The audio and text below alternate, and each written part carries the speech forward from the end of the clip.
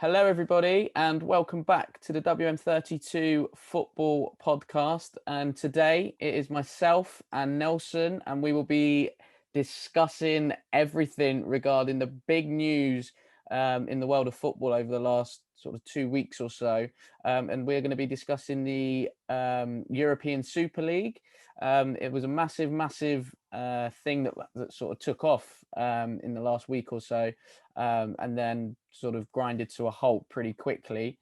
But that being said, me and Nelson are still going to discuss it, still go through our thoughts and the pros and cons for it. So Nelson, just give us a little bit of a breakdown, if you can, on the details regarding this European Super League and what it sort of entailed.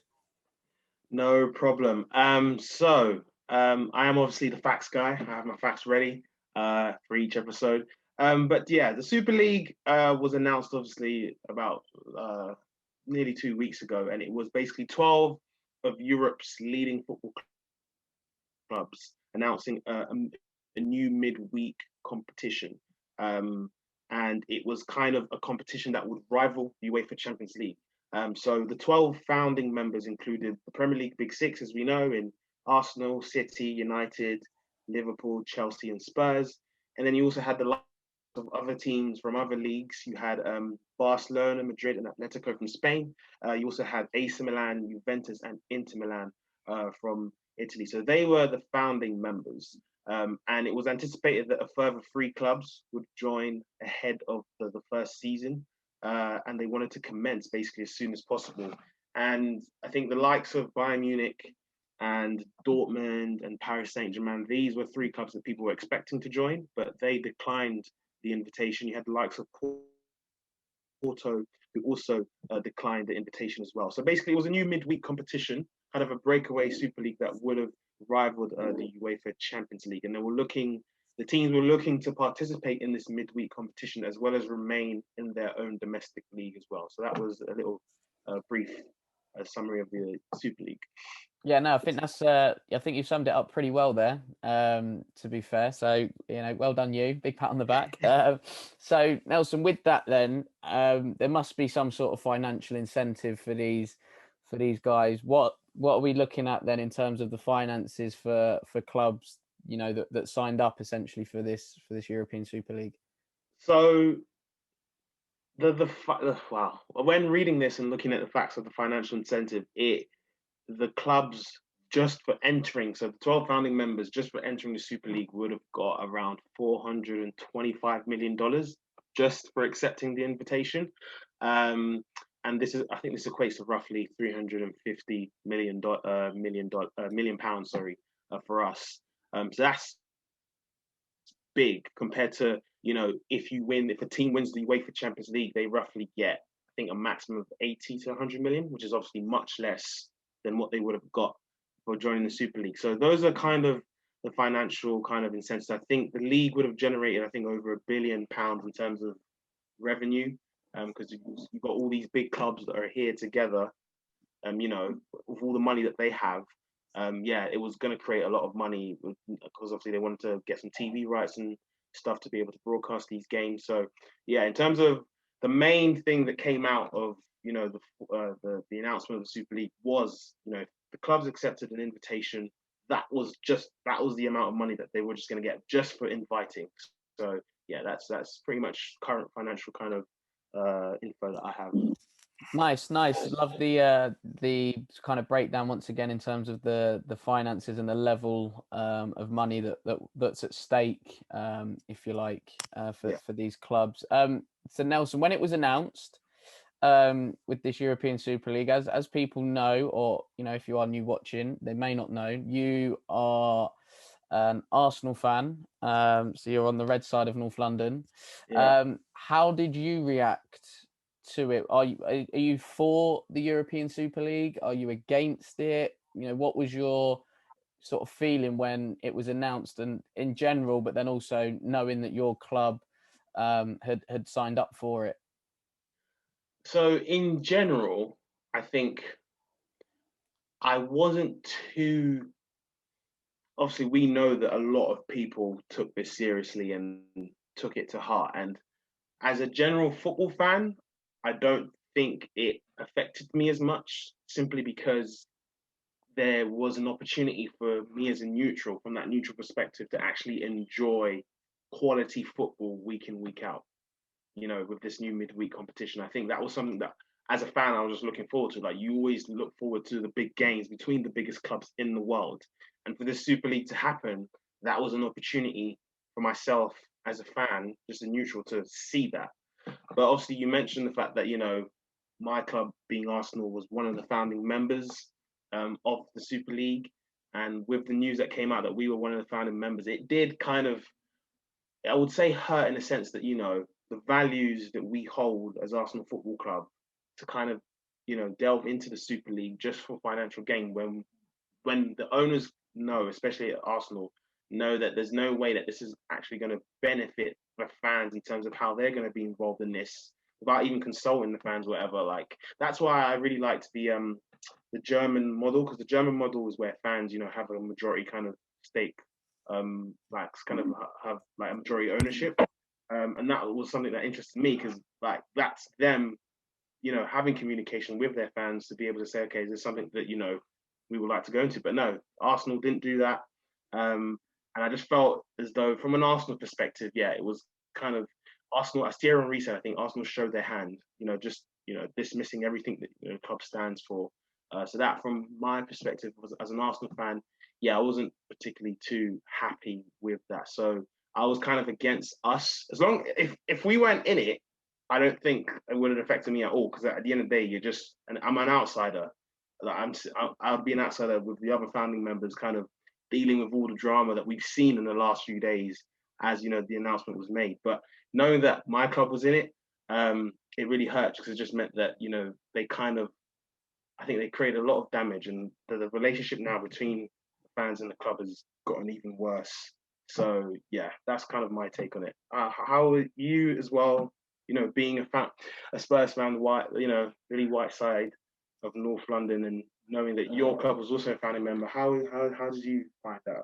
How did you find it? This will probably shock a lot of people.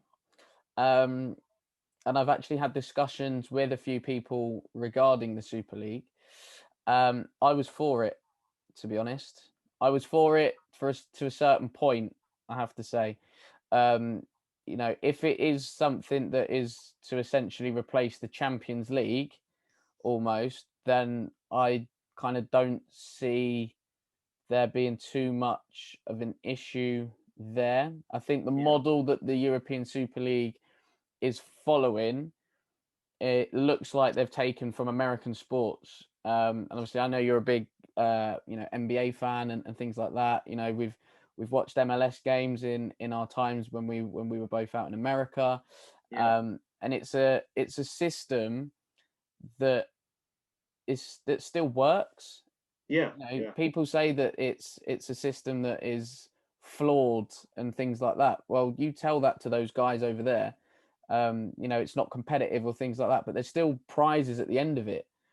There's still like the MLS Cup, you win the playoffs. You got the NBA kind of thing all going off down there. You got the Super Bowl for NFL.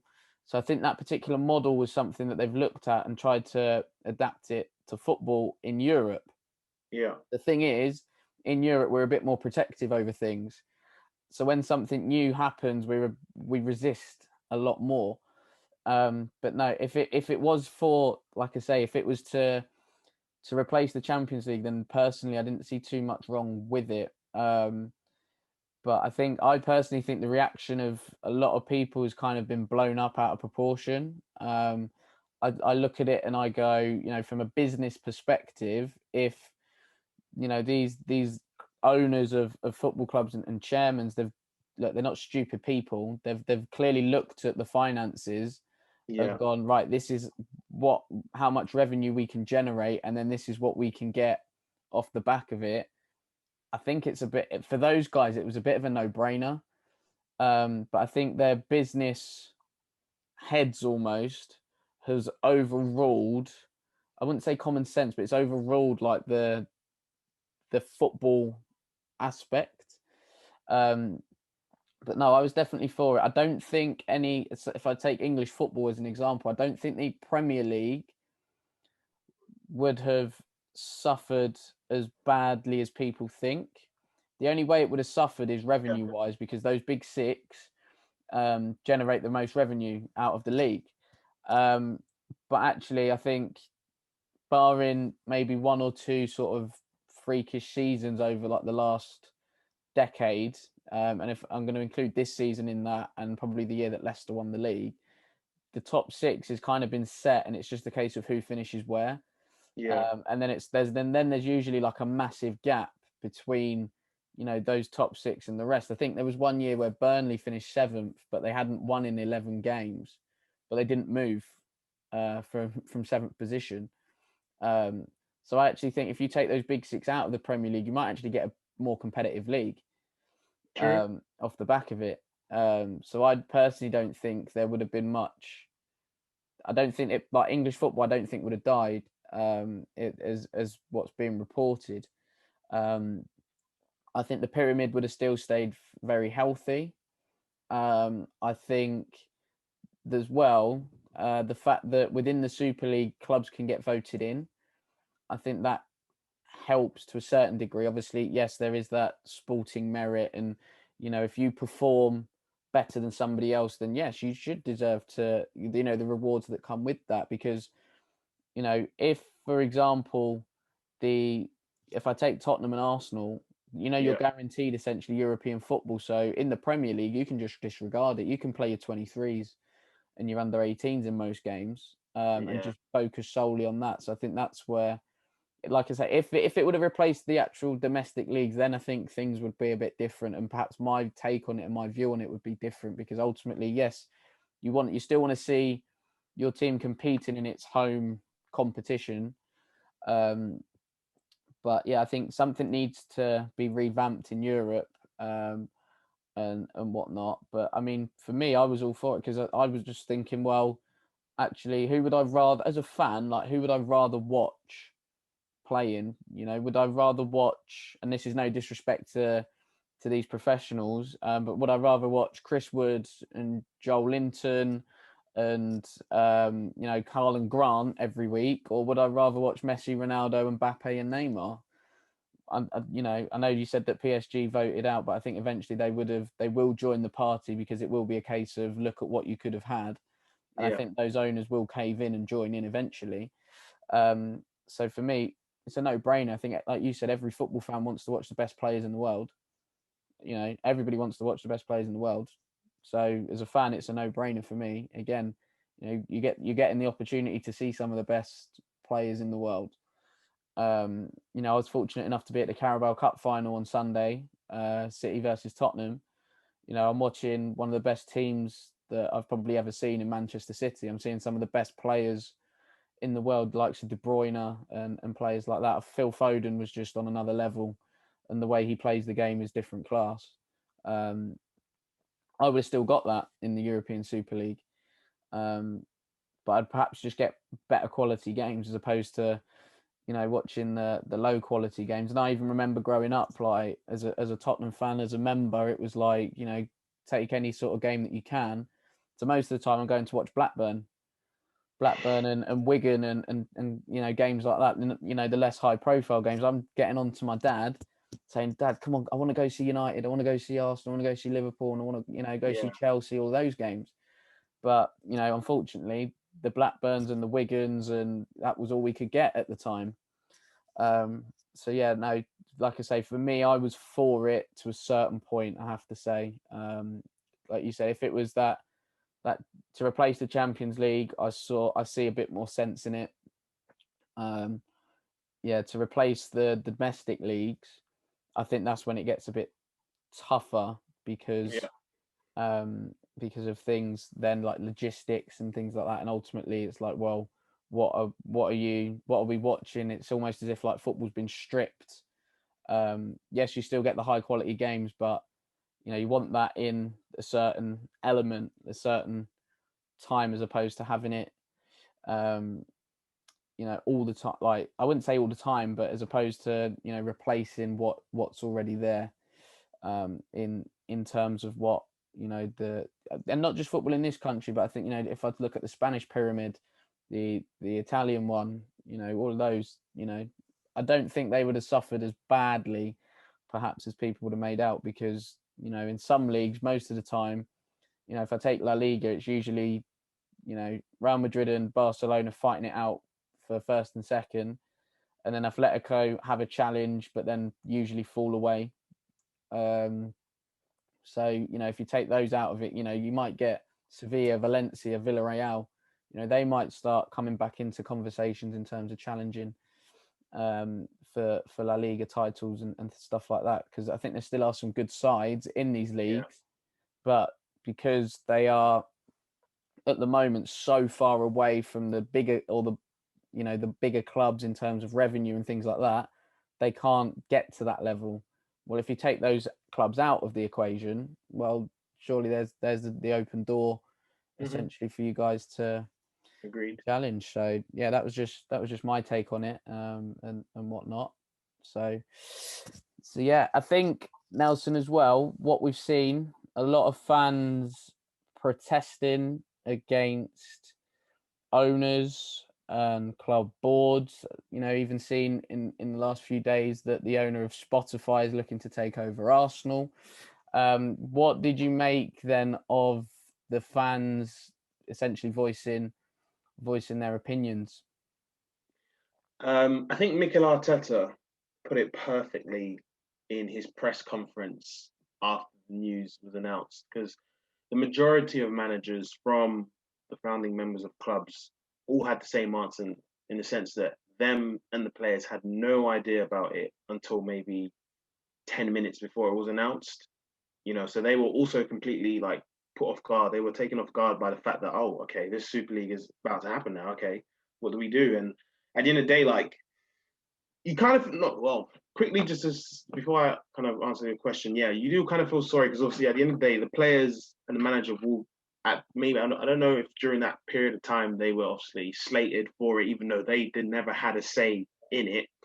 But I think, yeah, like I said, as Mikel Arteta put in his press conference, it kind of shows how strong the fans' voices are if they unite as one, because I think that pretty much showed, the way the fans united. And it wasn't just, we're talking just fans from different clubs. We're talking every fan from every league all over the world. Like you said, some of it was probably blown out of proportion, but just the fact that they were, they had tunnel vision on that idea that, Super League just shouldn't happen. It would break football, destroy football, the core and soul and the heart that comes with watching, a 90-minute game. They came together, and within a matter of days, we now saw the clubs were essentially feeling the pressure. Chelsea were the first ones in England to decide to withdraw, and then the rest of the big six followed. So I think I think it just kind of shows the importance of the fans' voice when they do come together.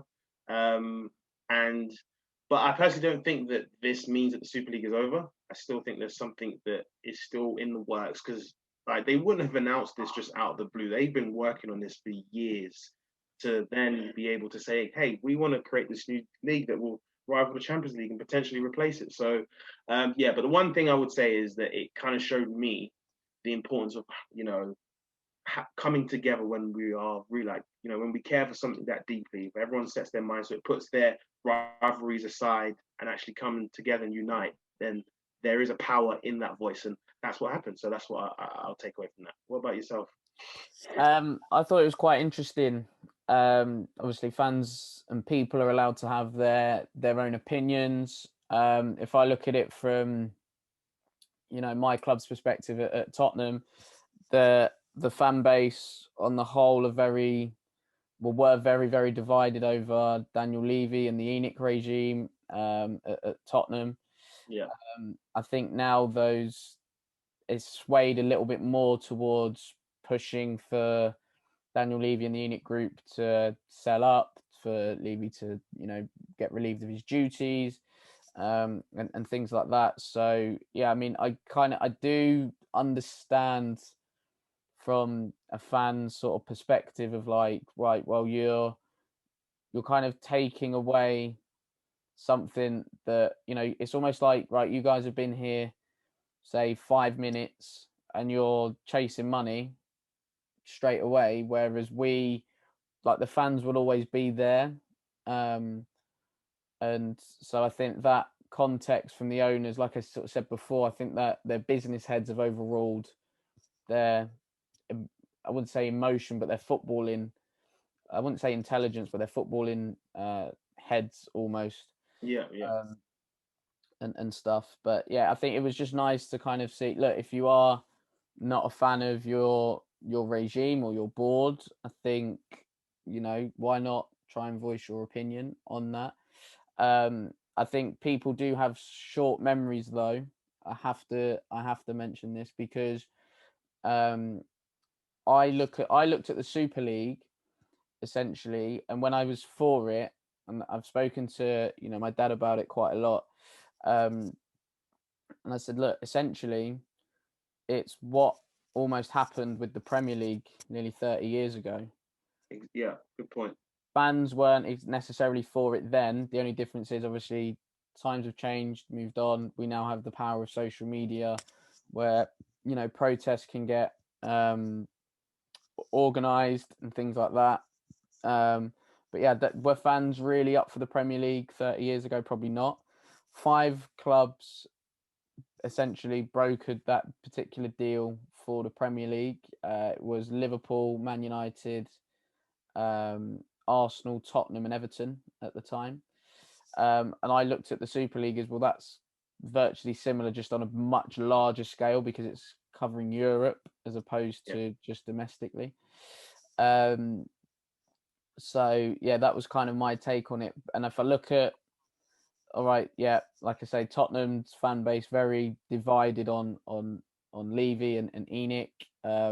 Looks like the Arsenal fan base is similar with Stan Kroenke, in terms of getting him out. Obviously, those ones that want them out now are getting a bit louder. But if I look at, say, for example, Chelsea and City, um, they've more or less, I wouldn't say bought their success because I think that's quite a cheap and throwaway comment, but they were kind of nowhere near that picture, say, beforehand, and all of a sudden, because somebody with a lot of wealth has come in and invested a lot of money within their football clubs, which they are, well within their rights to do. All of a sudden now they're in the conversation. But it's almost that, like, don't forget what happened not so long ago and why and how we've managed to get the Premier League in the first place. I think United and Liverpool, I know Gary Neville's been very, very, and Jamie Carragher have been very, very critical of those two clubs. But if I look at Gary Neville, obviously a co-owner at Salford, and I'm going, well, if Salford were in this position and if he looked at the figures, would his stance potentially be different on it? Because Neville is very much coming out and saying he wants fair competition and things like that. But if you look at, since his group, almost that class of 92 involved with Peter Lim, since they've taken over at Salford, I wouldn't say they've been bankrolled and smashed through the leagues that way, but they've spent more than the other clubs that are involved in those leagues that they've been in to get them to where they are today. So it's quite interesting, I think, when Neville comes out and says, what he says, because obviously he is a co-owner, but he's a co-owner of a football club that is a lot lower down the football pyramid. Whereas Yeah. if his team and his club were a lot higher, I think his comments and the conversation he'd be having would be completely different. Um, so yeah, I think, look, I think I'm agreeing with you in the sense that the Super League isn't going away. I think it will come back. I think there will be a massive revamp of it, and whatnot. So yeah, I just think it's the case of it's on hold for now, and I think the clubs will go back into it very soon. So okay, so we agree that it's been placed on standby, as per Florentino Perez said himself. Mm-hmm. It's going to be on standby. Um, it could potentially come back, but do you think now UEFA, because UEFA have been very critical of this too. They have been. I have never seen UEFA act the way they've had in my lifetime until that Super League was announced.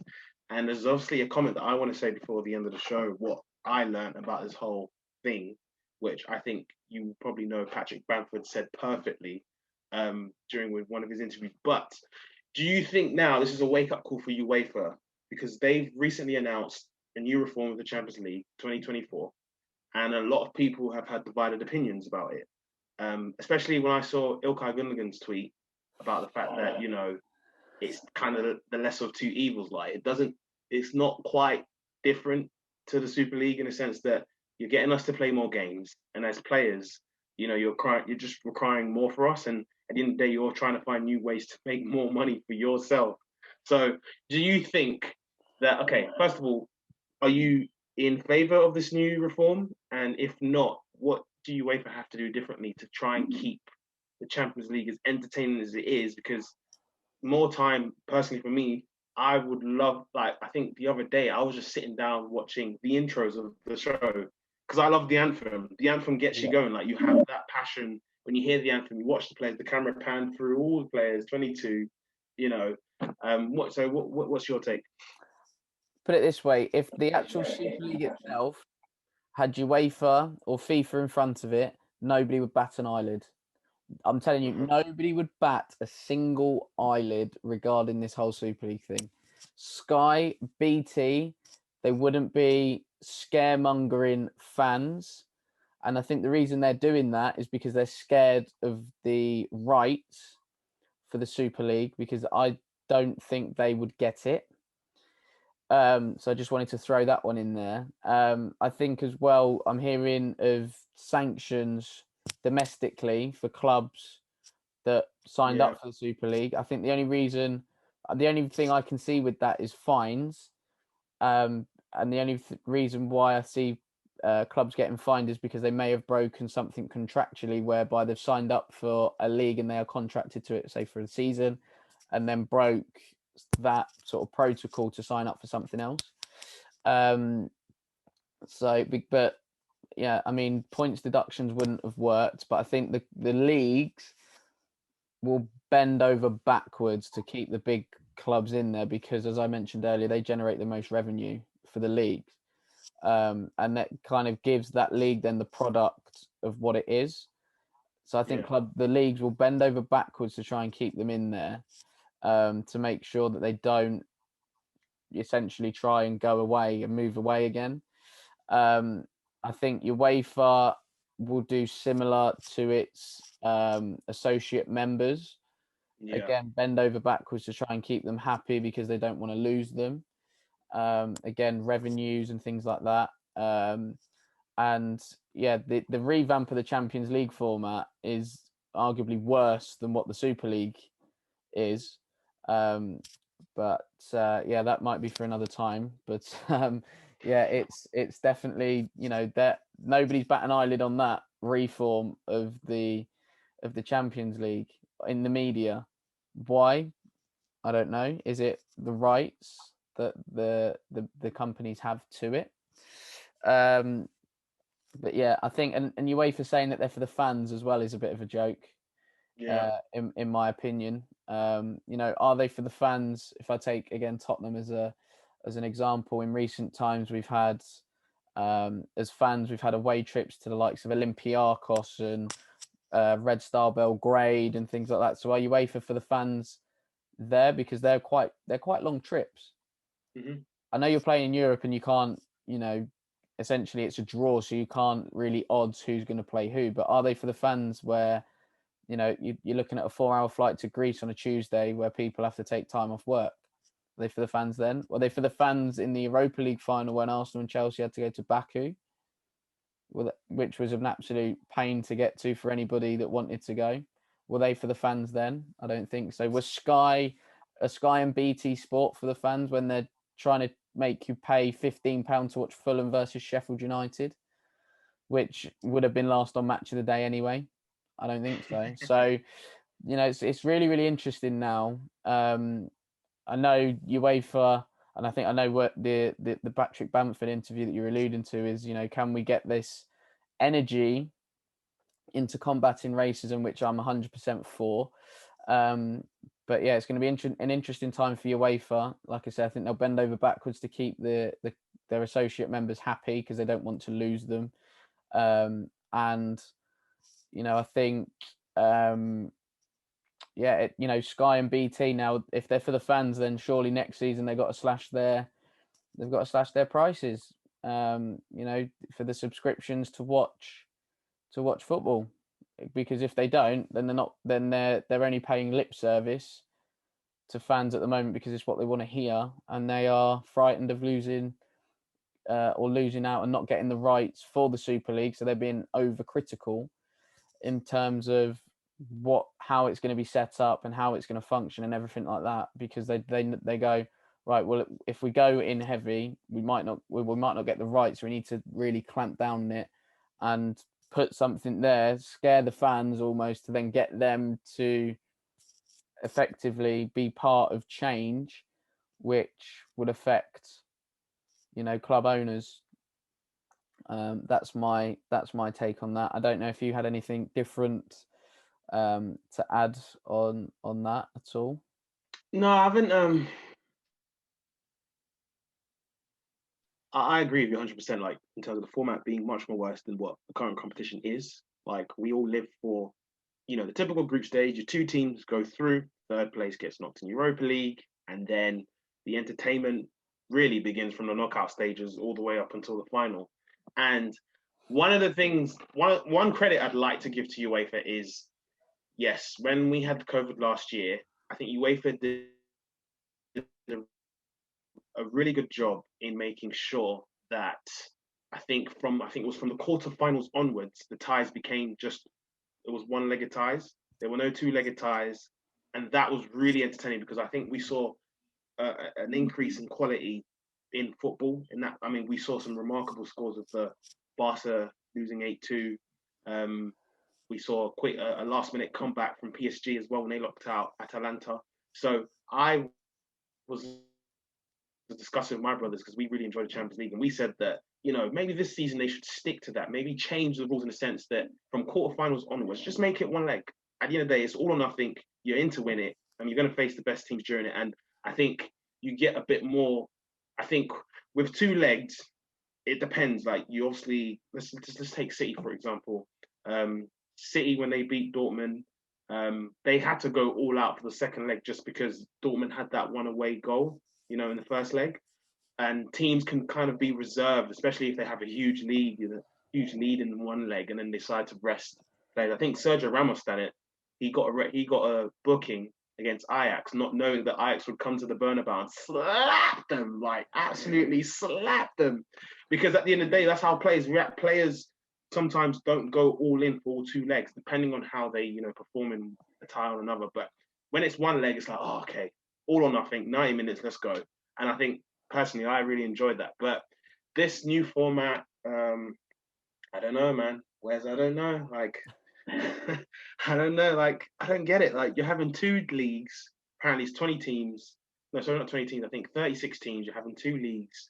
And I just didn't get it. And I was like, yeah, this is really bad. And I wanted to ask you, I guess, moving forward with what Ilkay Gundogan said. I guess we haven't really spoken about a perspective of a player, because you mentioned UEFA were going to have sanctions, and one of the sanctions were that if you were to be part of the Super League, there was a possibility that you wouldn't have an opportunity to represent your country, like in either the Euros or the World Cup. What's your thoughts on that? And as from a player perspective, what would a player think in that respect? Would you have seen an exodus of players now leaving clubs, to then, playing, I guess outside the Super League? What's your take? I thought it was quite an interesting statement from UEFA, and I think they did that to almost, again, that scaremongering tactic of, right, well, if you're going, then your players can't play in our competitions, and our competitions include this, like, and all the competitions that UEFA have and FIFA have. It was just that scam, because then all of a sudden club owners are going, well, right, okay, what's going on here? From the players' perspective, I think if I look at it, obviously financially, they've probably got better rewarded for their efforts and for their work. And I know it's the almost the pinnacle of any player's career, for them to represent their country. So the fact that they perhaps may not have been able to do that, I think them players were a bit shocked by that. Would we have seen an exodus of players, say, leaving clubs? I don't know, because I'm a bit undecided as to whether UEFA and FIFA would have actually gone through with that idea. So, I mean, if they did, I think then things would have just blown up, like completely. I think the world of football would have just gone like completely mad. It would have been interesting though to see some of the Euros and World Cup squads going forwards, I must say. With that, players perhaps then from the Championship, a bit, certainly from an England perspective, players from the Championship or whatnot, may have got a bit more of a look in. But yeah, I don't, like I say, was it a bit of a throwaway comment from UEFA and FIFA just to, again, put pressure on these owners to kind of have a rethink in terms of what they were doing? But no, I couldn't really see them going through with it, because essentially, what's a World Cup or a Euros, for example? Again, if PSG signed up for it, what's a Euros without Mbappe? Essentially, what's another Euros without a Haaland if Dortmund signed up? If Neymar signed up, well, what's if Neymar was involved with PSG? What's a World Cup without Neymar? And Messi and Ronaldo wouldn't have been there. So all of a sudden, again, the product that the Euros and the World Cup would sell to sponsors and partners wouldn't have been as strong. So I don't think they'd have gone through with it. I think if they did, they would have probably done it and then spoken to partners and sponsors, realised that the product isn't as strong, and then backtracked on it to then let them play, because ultimately it's the World Cup is the stage you would like to think where all the best players from around the world come towards. And the Euros, you get to see some of the best players in the world, but some of the best players in Europe. I know that's similar to the Champions League, but it's like they're all in one place in one tournament. Again, similar to the Champions League, but obviously it's just countrified as opposed to domestic competition. So yeah, no, I don't think UEFA and FIFA would have personally gone through with it. I didn't know if you agreed with that, or had something different to add. No, 100% agree. Perspective. 100% agree with you, man. I think it's just, and like you said, scaremonger tactic that you said. I think that was an indication as to how stupid UEFA and FIFA could get to potentially try and bring this through and stop, like you mentioned, like some of the best players in the world from being part of one I think is the biggest prize in football. Like to lift that golden trophy is like for your country to win it is amazing, and the player would know that. So yeah, I think it just kind of showed an indication of how desperate UEFA and FIFA were to, especially UEFA, to try and stop this from forming. So yeah, no, I 100% agree with you. I think you mentioned a really good point about, I didn't think about the sponsors, and the partners of these competitions that would actually then think, oh, we don't want to invest in you simply because you ain't got these names to attract, to kind of, sell us. So no, you make a good point. So I have nothing different to say, but yeah, I 100% agree with you. Fantastic. Glad we're both on the page with that. Nelson, just a final one then to kind of wrap it up for today. How long then do you think we're going to have before this conversation is say, hot topic, if you like, almost again? Is it a case of, maybe 1 or 2 years, 3 to 5 years? Is it going to be in the next 10 years? How long do you think before, we see, I wouldn't say the rebirth of the Super League, but, how long is it going to be before we're having these types of discussions again, perhaps, about the Super League?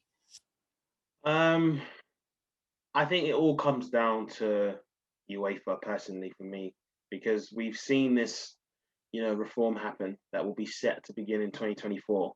And I think if it doesn't go to plan and clubs are, discontent with the amount of fixtures, because our league in particular, our managers are they're very outspoken in the sense that, they've given their opinions, Pep, Klopp, at the fixture schedule and the congestion, fixture, like having 2-3 fixtures in the space of 8 days, and that having an effect on the players, especially Klopp, because we know that Liverpool have just suffered a lot this season regarding injuries.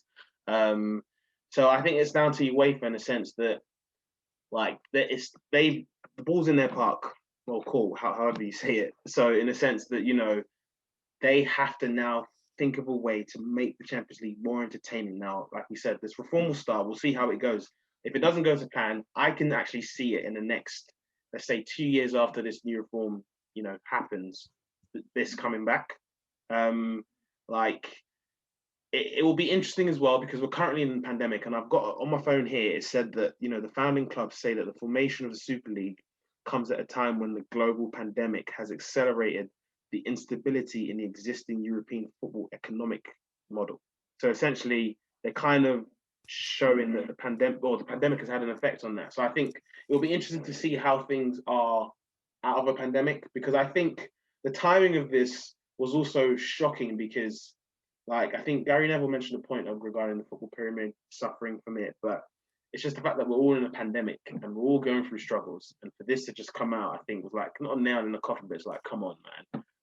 We get that you have ideas, but you just wait a bit, just postpone the announcement a bit, because you mentioned, I like the fact that you mentioned that, fans have a short memory, and the fact that the Premier League was announced, 30 years ago, and everything was fine, I guess, until COVID hit. I think if COVID wasn't here and everything would continue, I don't think you'd be hearing this for the next 30, 40, 50 years, in my opinion. I just think the fact that COVID has hit and clubs have really been hit, even the big clubs, let's not, let's make it plain that some big clubs have also suffered. That's why I think, as I mentioned, the quote that was mentioned, that's why I think they kind of thought, you know what, let's accelerate this and push this forward. But it's on standby, as Perez said. And I think it depends on UEFA. If this Champions League reform doesn't work, I can see it coming back very soon.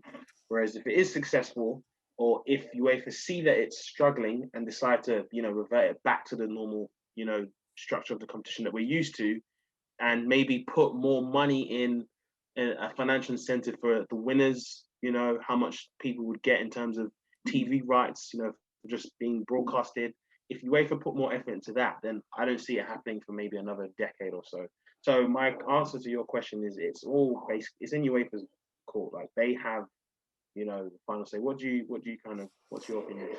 Yeah, I think in terms of your point regarding UEFA, I think they are kind of key to it. As you said, there obviously the reform of the Champions League is crucial to this. I think probably another 10 years away, say. I think the clubs will try and give the new reform a little bit of time. And like you say, I think, I'm completely in agreement. If it's not working, I think they'll just go, do you know what? Let's just do this Super League again. And yeah, don't get it twisted almost. Clubs have suffered, everybody suffered up and down the pyramid. But, I don't think these bigger clubs are worried necessarily about the bottom end of it. Yeah. They're kind of looking after themselves for a change, as opposed to having to look after the rest of football, which it's not their duty to do. It's the governing body's duty to look after its game, which in this country has not happened. And I think it's been a disgrace, in my opinion, that it's been left to the Premier League to sort the rest of the game out, the rest of football in this country out.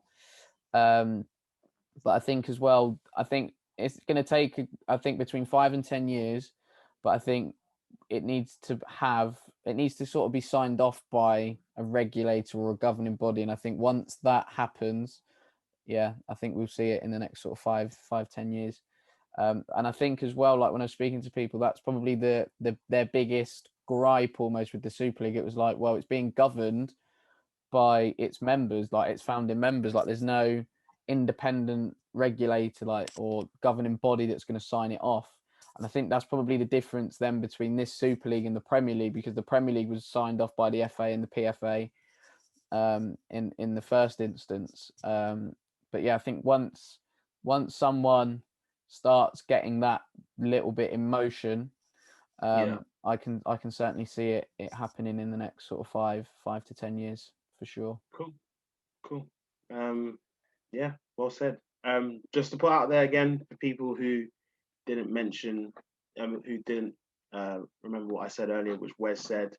The one thing that you can learn from this is that UEFA, when it hits their financial pockets, as Patrick Bamford said, you know, we learned that they just don't care about equality, and they just don't care about dealing with things that are much more important, such as racism. So I just wanted to finish on that note.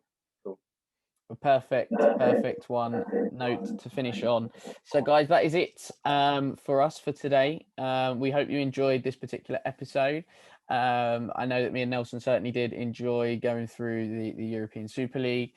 Make sure you drop a like on this particular video, comment your thoughts regarding anything that me and Nelson have said, and any topics you want us to cover in the future as well. Make sure you subscribe to the YouTube channel. We have hit over 100 subscribers. So once again, thank you to everybody that has subscribed and engaged with the content that has been produced.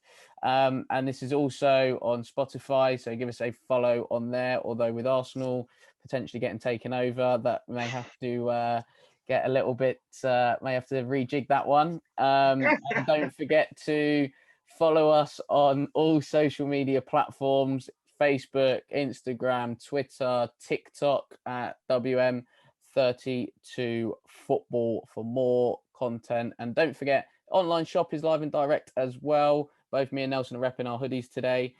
So head over to the website www.wm32football.com/shop and you can get your very own hoodie or t-shirt or some shorts ready for the summer months.